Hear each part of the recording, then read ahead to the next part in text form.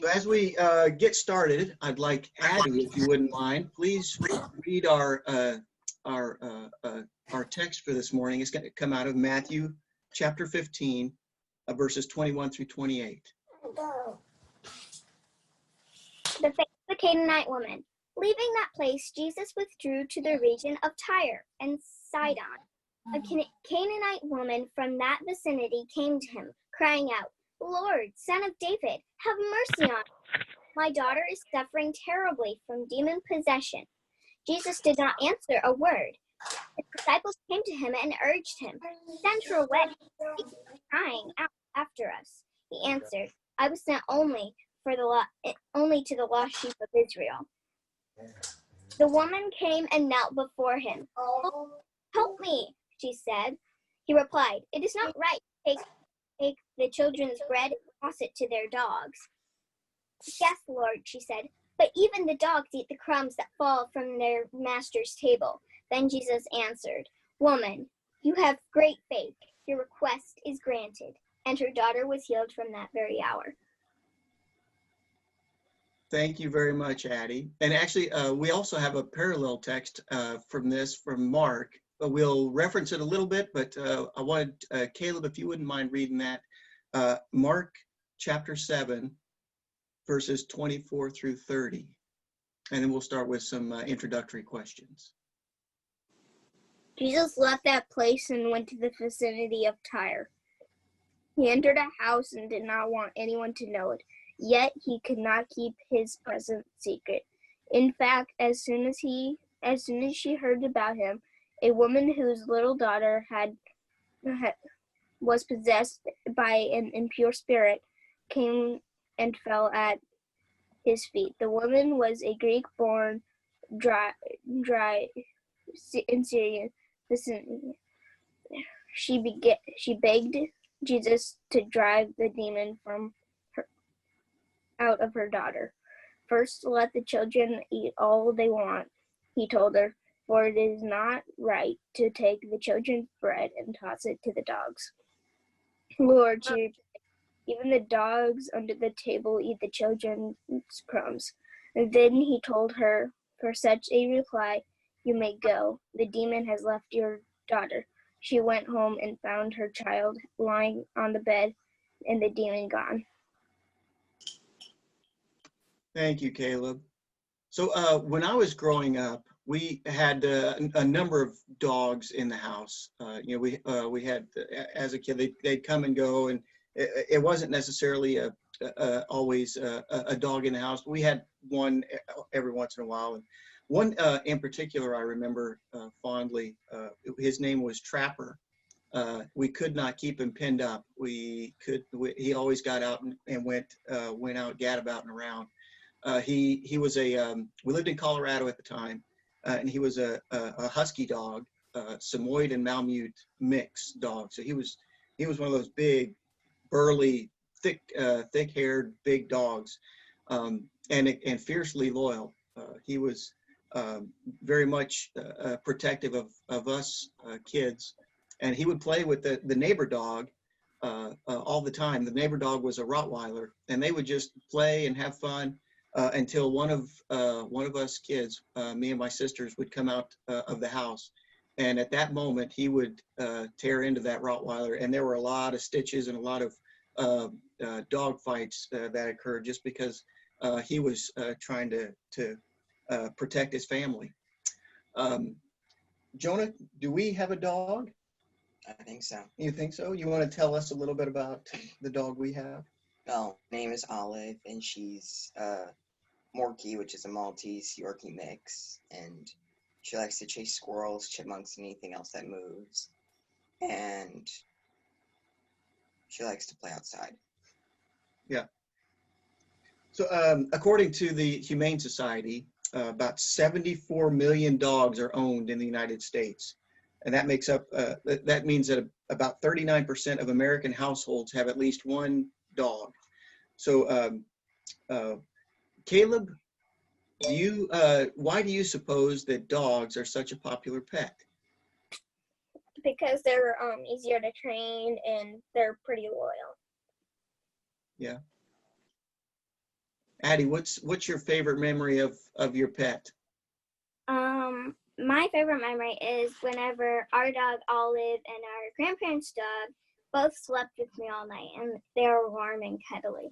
It was fun. Yeah.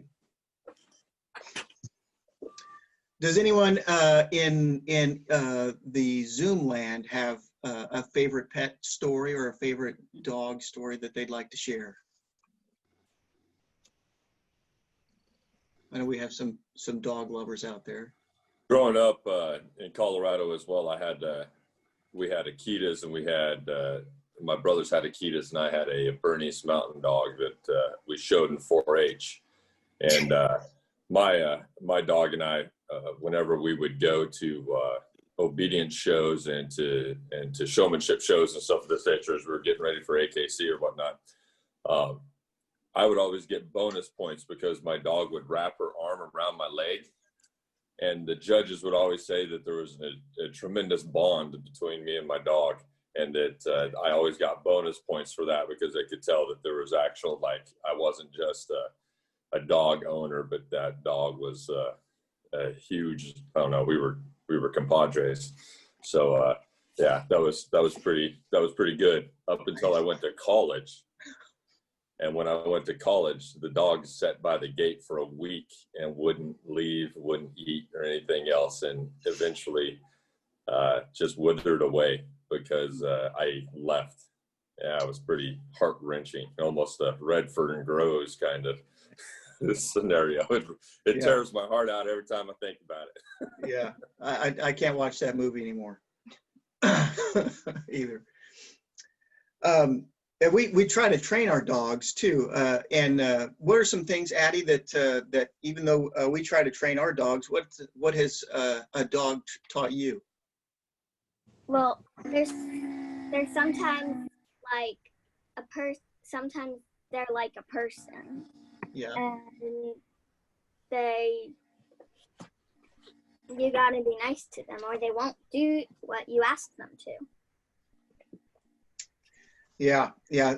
And just like you said, they're kind of like a person. So sometimes our dog is kind of like our family, right, Jonah? And in what ways is Olive kind of like our family? Because Olive's like our family because we love on her and give her treats and treat her with respect and love her. Care for her. Mm-hmm. Yeah. Do we give her table scraps? Yeah. Yeah, sometimes. At the table and off the table. Not usually, but sometimes. Yeah. Okay, you do most of the time? Yeah. Okay. Yeah, when it's food you don't want to eat? No. No? Okay. Well, as we mentioned, a lot of Americans have found a fond association with dogs, but few of us would like to be connected or referred to as a dog. And more in countries like the Middle East, where dogs are considered unclean, this characterization of a dog, of a woman being a dog, would be much more of a insult. But we'll expand this a little bit more in our lesson this morning. But we may see that our perspective may change with how Jesus refers to this woman, although he does refer to her as a dog. So, Ady, if you wouldn't mind, we're going to go back to our text this morning, Matthew chapter 15, verses 21 through 26, and let's listen again to the words there and try to tease out what's different about that story than some of the other miracles that we've talked about this morning or up to this point. The faith of the Canaanite woman. Leaving that place, Jesus withdrew to the region of Tyre and Sidon. A Canaanite woman from that vicinity came to him, crying out, "Lord, Son of David, have mercy on me. My daughter is suffering terribly from a demon possession." Jesus did not answer a word, so his disciples came to him and urged him, "Send her away, for she keeps crying out after us." He answered, "I was sent only to the lost sheep of Israel." The woman came and knelt before him. "Lord, help me," she said. He replied, "It is not right to take the children's bread and toss it to their dogs."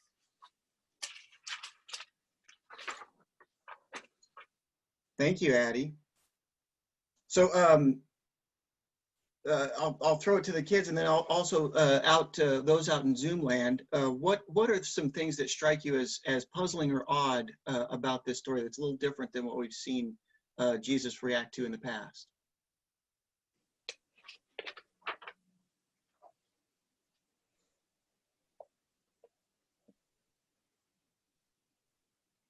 What do you think, Jonah? That Jesus seemed to be acting rude toward her and disrespecting her. Yeah, seemed to be rude. Jesus isn't usually rude or disrespectful. Yeah. Yeah. How about the disciples' reaction? They seem to kind of like run her off, and he doesn't seem to rebuke them or answer directly to them. Yeah.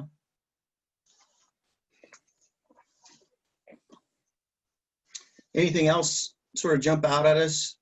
I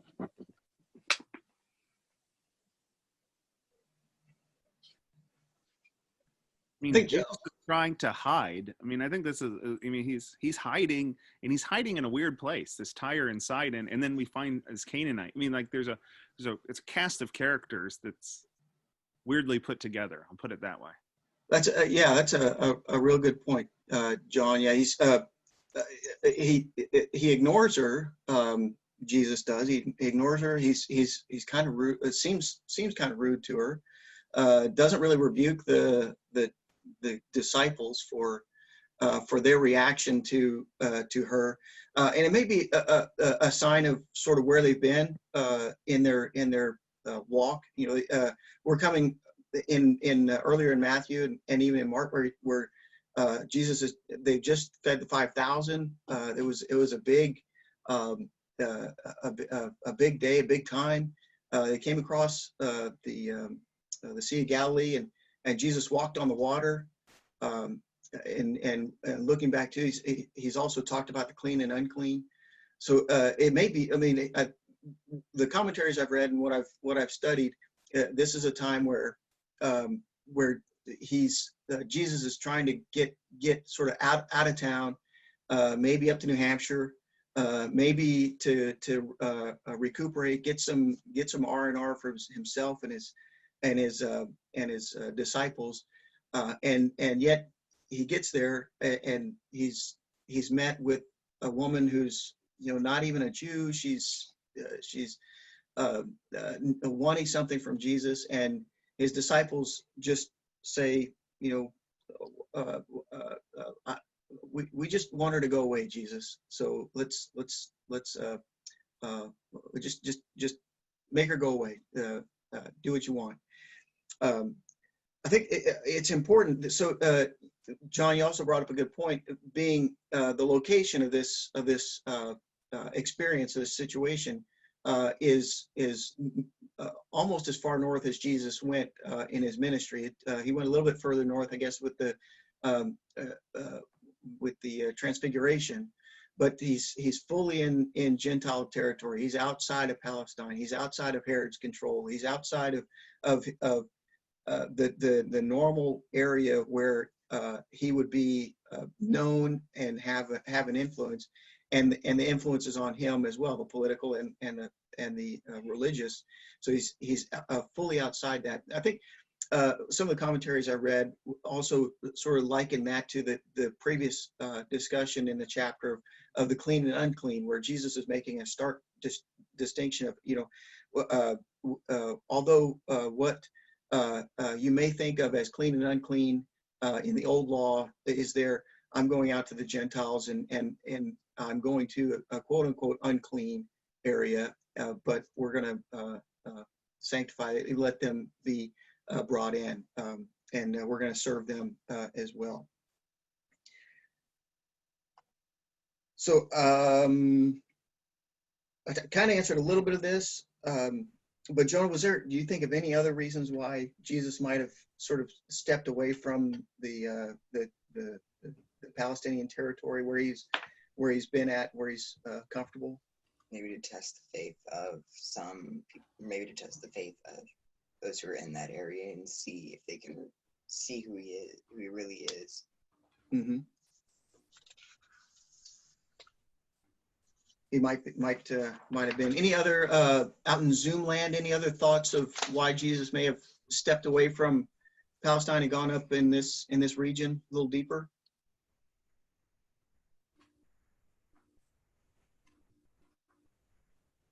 So I pulled up a map because I wasn't really sure where they were. I did the same thing. Don't worry. So as I'm looking at this, I mean, he's really Tyre from. So I was trying to figure out the exact distance between Tyre and Nazareth, and from what I can see on this and what I found, there's 15 miles difference from Capernaum, which is obviously further east. Well, in case you don't know, further east. I don't know. Maybe he was on the ocean, just trying to get a little bit of alone time with the disciples and with God, and just to kind of escape the masses, if you will. Right. Yeah. That's the only thing I could think of why you would go there. I don't know. Yeah, I think Jesus does this several times in his ministry. Clark, did you have had several things at times in his ministry where he did take a step back and try to recuperate from himself. Now let's sort of drill down into this story with the woman. Now, Ady, can you go back to verse 22 and read that one, and let's kind of see the number of the different ways that she tries to persuade Jesus to grant her wish.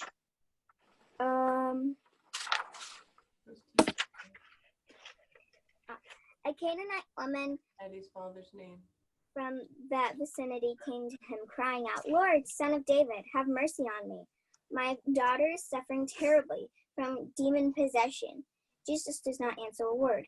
So his disciples came to him and urged him, "Send her away, for she keeps crying out after us." He answered. The woman came and knelt before him. "Lord, help me," she said. It is not. He replied, "It is not right to take the children's bread and toss it to their dogs." Yeah. So what did she do first, Ady? She first cried out to him, and then she cried out, and then she said, "My daughter is suffering terribly," hoping that he'd take pity. And then she cries out again, and then she kneels afterwards. Yeah.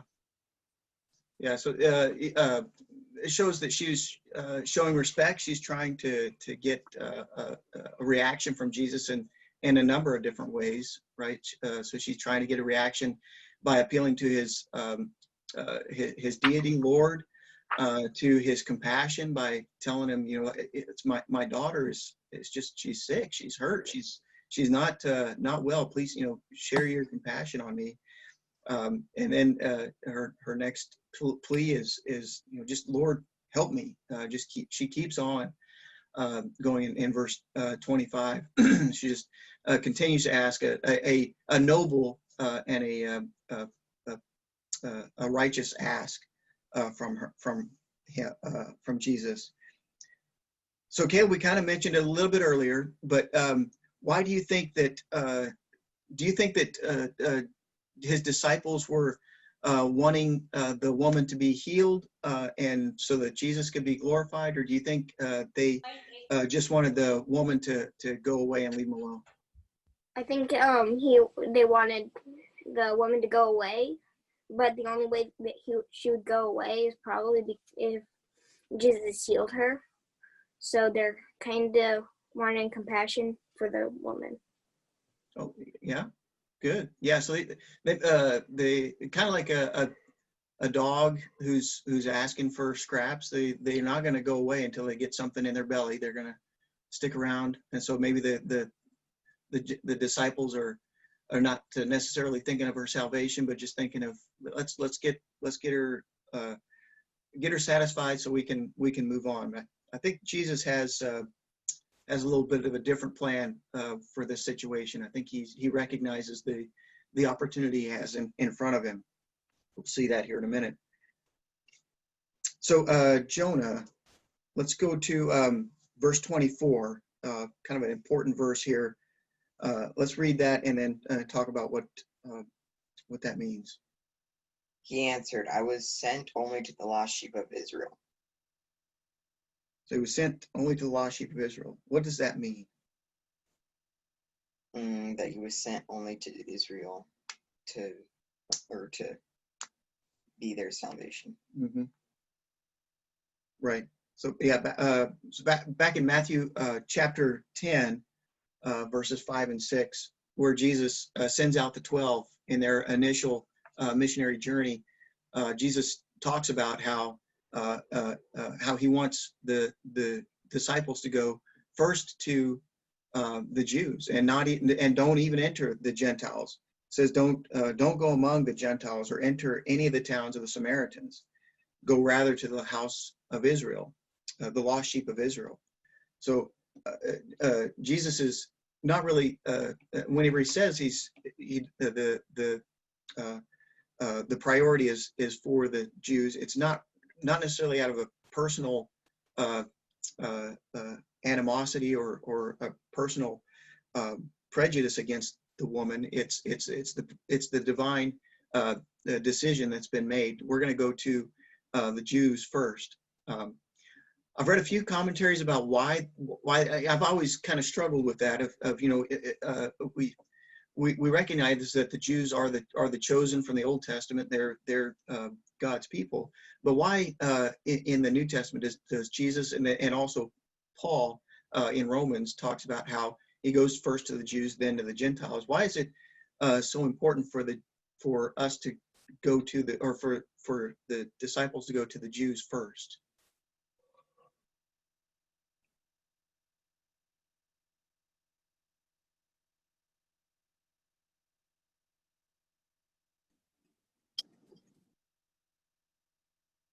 It was important for Jesus as well as the disciples to go to the Jews first because they were the ones who had the original gospel, and so it would be much simpler for them to understand it if they were willing to. Plus, God wanted them to be the first to have an opportunity to accept it. And but obviously many of them did not, but since God had chosen them first, then he wanted them to be the first so that they could carry it then to the world. Right. Yeah. Thank you, Joseph. That's the resounding commentaries that I read were in that same vein.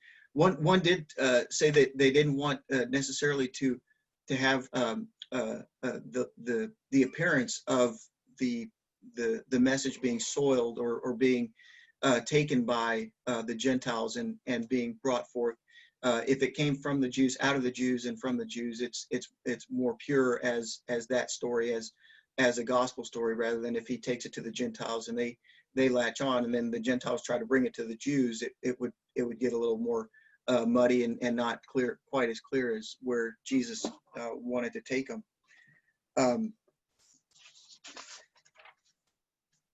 So in our lives today, do we feel a greater responsibility to share the gospel with our own people, or before we go out to someone else, or do we have that same sort of drive? Hey, Bret, before we go to that question, I have a question. Go ahead. Last week we studied about the two Gentiles came to Jesus requesting healing, one for his slave and one for his son. We don't read anything from Jesus saying that, oh, no, I came for the Jews, you guys, can't do anything. When it comes to this woman, though, Jesus responds it in a different way. So I wonder if we can, talk about that a little bit more. Why is Jesus so much against the request of this woman, but not against the request of those two who asked him last week? That's a real good question. I don't have an answer for that. Some commentaries I read talked about how it's a woman this time coming to him and requesting. And that could have been, one of those reasons. I guess. Does someone else have a I've got one more theory on it, but does anybody else have a comment? I don't think the message was meant so much for her as it was a test for the disciples, is the way I'm interpreting it. Yeah. And the reason I say that is because it's so inconsistent with, one, that the disciples are saying, oh, let's leave her alone, let's walk away. And then he kind of says this. And to me, it seems more of a test, a test for the disciples than him basically just telling her that I'm not here for you. Also, in one situation of the men that asked, the Jews came to Jesus and said he was worthy. And so Jesus didn't argue with them about it. He just did what they asked. But in terms of the woman, first of all, she's a woman. Second of all, even though he has healed women before, second of all, she is not a Jew. And it was not considered nice for Jews to be talking to women, for men to talk to women, particularly if they were not Jewish women. And so she is coming to him begging for help, and he sort of turns it away. And the emphasis is more on what would she have done if she took offense to him, and then how would Jesus have reacted, or how would the disciples have reacted? And it also is an extremely good lesson for us. If we want something from God and we ask God for it and we don't get it, do we huff off and say, well, I prayed and God didn't give it to me? You have to keep on asking, because you may not need it, first of all, and God may not want to give it to you, second of all. And so it also determines whether or not you really want it. And so it's like a kid asking for something to eat and really don't want it, but he feels obligated to ask for it. Right. This story is hard to understand when you compare it with the Samaritan woman at the well. The Samaritan woman at the well, she came to the well asking nothing of Jesus, but Jesus offered her something that she had never even considered that she needed. And here you have a woman who's asking for healing. She's in the same category as a Samaritan woman. She's hated by the Jews, and Jesus is refusing her. So I have to go back to the teaching to the disciples, that this is the main thing that he's doing here in this case. I think you're onto something. Yeah, that the situation, the context around this teaching really does reflect, I think, too, that the disciples are in need of some guidance and some direction around there, that they need to hear and see the persistence of this woman, and see the persistence, and see what Jesus does with that persistence, and how he can do great things with that. Thank you. Bret, yeah. One of the things with persistence is about timing, and this idea that God's timing, or God has to give you something whenever God wants to give you something, versus when we want something from God, is the tension that's brought up in this story. And it's complicated by the disciples. They're not fully aligned with God's vision, right? And that's that training ship and mentorship going on between Jesus and the 12. Jesus is obviously in some type of recharge mode. Like, he's done a lot of big things recently, and he has gone off. And this idea of patience versus persistence is a natural tension here. And it's not that Jesus doesn't want to heal this type of woman, or that she's a woman. I think it's about God is going to be revealed when God reveals. and we have to be ready for that, right? And there's all those miracles and stories about being ready, and he's asserting his power and saying, I'm going to do this at my time, and getting people, in this woman, in this case, her persistence is the characteristic he wants to build out. I think also it's exactly what you said, John and Joseph, kind of a combination thereof, in the regard that this is a woman who's approaching a group of 13 men by herself in a region where you don't do that. And that just shows tremendous faith, which is also kind of what her response back to is, you know, even little dogs get scraps, get the crumb. So her recognition, or just her realization of what she's doing is out of the norm, but I am at my last straw. I need something for my daughter, because nothing else is working, and I know that you can do this, which just shows that tremendous faith. And then is a great, as I look at it, is a great lesson for the disciples to say, this is what we're here for. Yeah, I think as has been said, you know, when we looked at the centurion and the nobleman, especially with the centurion, we don't find anywhere that Jesus was going back to him and telling him that, my goodness, your faith is so great. He didn't say that. But I think here we see Jesus going back to the woman, and he says that you have great faith. He has that direct communication with her about that. Both stories, what we have seen last week and what we see right now, is founded in faith. And the way how Jesus is going about is, I think, just like it's been said, you know, the timing and the way how he was portraying his message to go to the people who come to ask, and people who are around him, in this case, the disciples.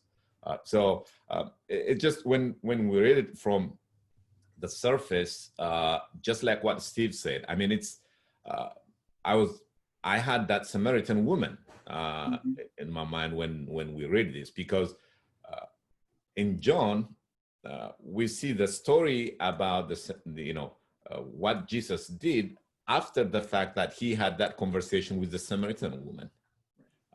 And here we come, he encounters a woman, even though she comes to him, still a woman, still not a Jew, you know, and still a woman who's got a need, and his way of approaching seems to be different.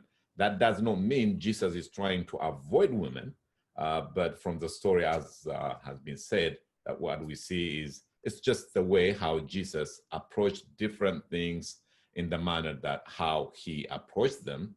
But at the end of the story is the way how that phase has been displayed by these people. So it might have more to it, but at least for me, that's how I see it.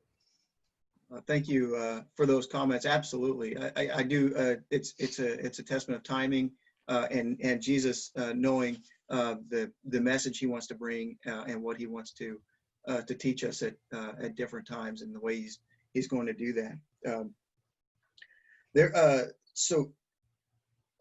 We've talked about a lot of the items I wanted to get to, and also I think it's important for us to recognize too that the Samaritan woman, with her quip back, when she she says that even the dogs get the scraps from the table, she's quipping back to Jesus, I know you can do this. I know that it's not out of the realm of possibility. I know that that you've got enough for me, enough for those of us who aren't in the house of Israel. We're here, and we can be blessed by you as well. And so I think that's part of her great faith there, and is great example. So I think I mean, Bret, that's an interesting point, because to me that she and the centurion were both being complimented for the same type of faith, because the centurion believed that, that the servant could be healed without Jesus even coming there, that his power was that strong. And she believed the same thing, that it doesn't matter what you're willing to give me, whatever you give me will heal my daughter. And so that to me is very interesting, because like the people that were supposed to see that missed that. And then it was these people who were not supposed to understand his power that did. Right. Yeah, it's a lot of times how it works. We have to see it somewhere else to really have it drilled in. We also have a parable. I was gonna read this real quick out of Luke. Jonah, do you have that? Luke chapter 18. A little more about persistence, a little more about our Jesus is sort of impressing on us as Christians to persevere and to continue our ask. So Jonah, Luke chapter 18, verses 1 through 8, please. Then Jesus told his disciples a parable to show them that they should always pray and not give up. He said, in a certain town there was a judge who neither feared God nor cared what people thought. And there was also a widow in that town who kept coming to him with a plea, grant me justice against my adversary. For some time he refused, but finally he said to himself, even though I do not fear God nor care what the people think, yet because this widow keeps bothering me, I will see that she gets justice, so that she won't eventually come and attack me. And the Lord said, listen to what the unjust judge says, and will not God bring about justice for his chosen ones, who cry out to him day and night? Will he keep putting them off? I tell you, he will see that they get justice, and quickly. However, when the Son of Man comes, will he find faith on the earth? Thank you. And now kind of for the application piece of our classes, we've got about 5 minutes to go. Anyone have examples of their in their personal life of persistence in prayer that have brought about this a request or a change that you've been asking for a long time, a blessing?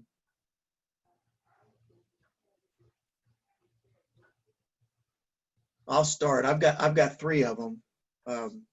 This one here took 10 years to get here. And then Ady and Caleb took 13 years of us praying, going through a lot of sorrowful nights and times where we thought there was no hope to have children. And we're very blessed to have our 3 kids with us. God, for a long time, 10 years is a long time to pray for something. I know a lot of people have prayed for things longer than that, and we thank God every day for these blessings in our lives. Hi, this is Whitney O'Halleck. When I first moved to DC right after college, it was 2008, and it was the bottom of the recession. And back where I was from in Tennessee, there were just no jobs, especially entry level. And so I moved up here where all the jobs were, and yet I still couldn't seem to get a job. And so I moved up in March, and I got my first, big girl job in October. And so to me obviously that's not 10 years, but it was just nerve-wracking because, I like to have things figured out. I like to have a plan, and God was just teaching me that he has a plan. And it's not my plan. But he always provided along the way. This family from the church that I went to back then, I was praying so hard that I would be able to find a place to live because I could not afford rent because I didn't have a job. I had an internship that was unpaid, which gave me, hope that there was something coming in the future. But, I was just praying one Sunday, and this lady came up to me that I don't know that I had even talked to them. Really, I just didn't, I was kind of shy, and she just came up to me and said, if you need anything, if you need a place to stay. And I was like, yes, I do. I really, really, really do. And so she and her husband are grandparents, and they just let me live with them for free for like 4 months until I could get a paying job. So yeah, those persistent prayers and just learning as much as you can along the way, I think is so key in understanding that God's plan is better than yours, seeing those little things along the way, I think are really helpful and really important. Right. Thank you very much for sharing.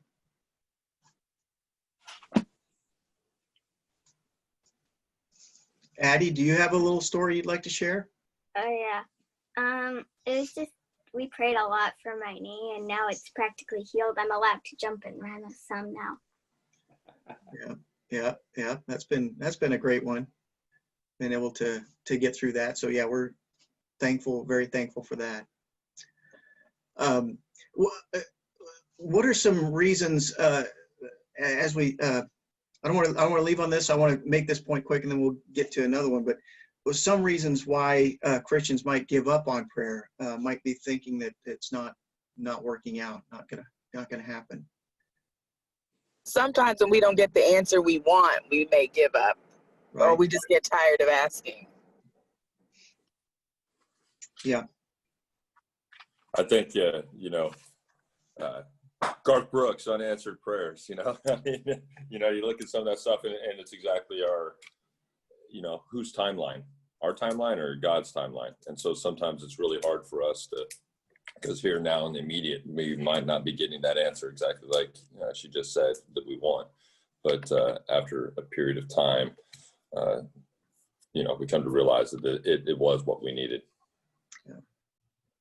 I wanted to I was going to piggyback on what he just said. Last year, I was trying to do something, and every little possible thing that could go wrong just kept going wrong, and I was so frustrated.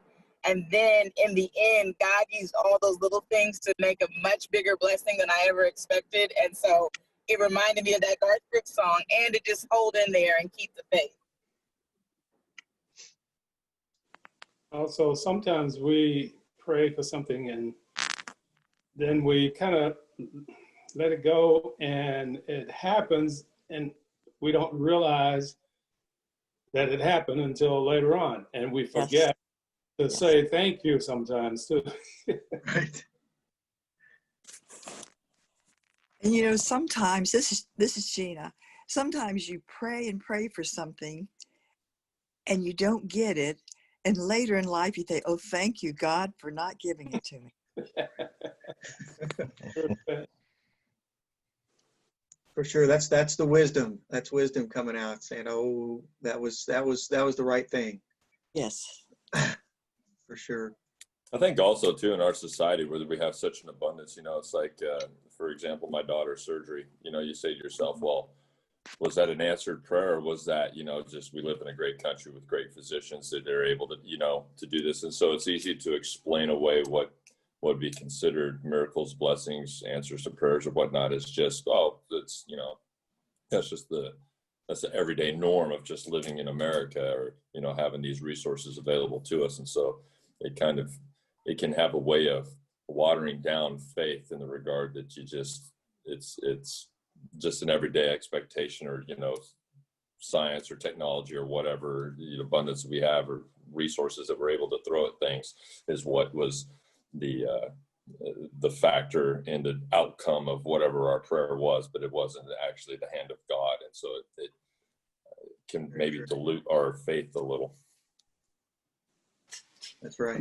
I think one thing I've learned, this is Jonah as I cleared my throat, at least I hit mute, is that in this time of COVID, with all the nastiness and craziness that has been all of it, that, we've often hear Mike pray for the virus and many of us to leave, to go away. Yet, Jerry got COVID and Jerry's fine. And Peggy's fine, and there's just all these amazing things that we pray for, something specific and it doesn't happen. I guess I'm kind of equating those two, but what I'm going with that is that in Romans in 8:28, and we know that God causes all things to work together for the good to those who love God. And, it's just amazing how much things work out regardless of our prayers because of, God's sovereignty and everything. but it always works out for those who love God. And, you know, I think we could have an hour or more, and it would be awesome to talk about how much our prayers were off, yet we still made out in the end, if you will. And that's kind of one of those amazing parts, is that sometimes, you know, we may view in the lens of prayer being something that we want to get, and there's nothing wrong with that. Mm-hmm. When we want to break, when we need some relief, when we want Jerry to get better, and he did, and you know, we want some sort of break in life, and when we're just overwhelmed, you know, we can always say, well, we're never given more than we can handle, but we are given more so that we can become closer to God and love God more than we did before. And so I think, to some of your question about why folks may give up on prayer, is that there's a chance that they may be expecting that this is only a I need this, give this to me type relationship with God. Mm-hmm. And the more that we pray and the more that we spend time in gratefulness for what we have, I think the more we start to realize just how wonderful and gracious and loving God really is to us in the lives that we have. And so, you know, I think that that's something that maybe causes folks to really drift or fall away, is that they don't love God. They only want God to be a prosperity gospel God. And he's not. He's not. He gives us what we need. And sometimes I'll stop. It's just one of those things, I guess, that I've learned, that that I love God more and more, and realize just how gracious and wonderful the life that he's given Kelly and I. Can I want to piggyback on something that you just said, Jonah, that just really struck me, because I absolutely agree with the fact of what you kind of hit at, is that, I mean, how many parents, you know, every parent that is going to have a child, I've got plenty of them, I can relate. You pray for healthy children to be born and stuff of this nature, and that everything's okay with the children. But yet, I don't know of a single parent that I know that has a child with Down syndrome that it hasn't drastically changed their life and made them better people, and just more caring and giving and stuff of that nature. And I'm not using that as a culprit, but sometimes the prayers that we ask for isn't what we as people need in our life, but God knows that. And so he gives us this other thing, or this variation of that prayer, that actually makes us a greater human or greater people. Like what you were going with there, Jonah, it's kind of like this COVID thing. Everybody's had to slow down. More families are working together. I see, you know, our children getting off the Xboxes and interacting with each other and just doing all of this. It has built the family cohesion so much across the board. A friend's house that I was at last night said the same thing, that he was actually able to quit traveling so much. He was able to spend time with his family. He's actually getting to know his wife better. They're having better relationships and stuff of that nature. So I think, exactly like you said, Jonah, kind of piggybacking. I'll shut up now. I really appreciate that. That puts a bow on this lesson. We talked a lot about the persistence, but also the acceptance of the outcome there. That we need to be expecting an outcome that is in alignment with God's plan, and be able to work with that. So thank you all very much for your time and attention, and for your comments. Really appreciate my co-team teacher. It's early in the morning for him, apparently. You get the teenager up a little earlier in the future, but and Ady and Caleb, thank you very much for your input as well. So Bret, I know that you're working to wrap this up, but I do want to ask this question based off of the conversation we were just having. So how do we know when the unanswered prayer is that we need to keep being persistent, versus when the unanswered prayer is God's saying no and he does not want us to continue praying for that? Ooh, good question. Almost in that. I would let an elder answer that, Bret. Yeah, I don't know. You may not know. Well, I was going to say, you may not know, and you don't have to know, because everything's in God's hands. So the thing is, don't worry about it. Don't worry about trying to know. Well said. Well said. Thank you very much. We'll Thank see you all in you. a little bit. Oh, look at the kitty.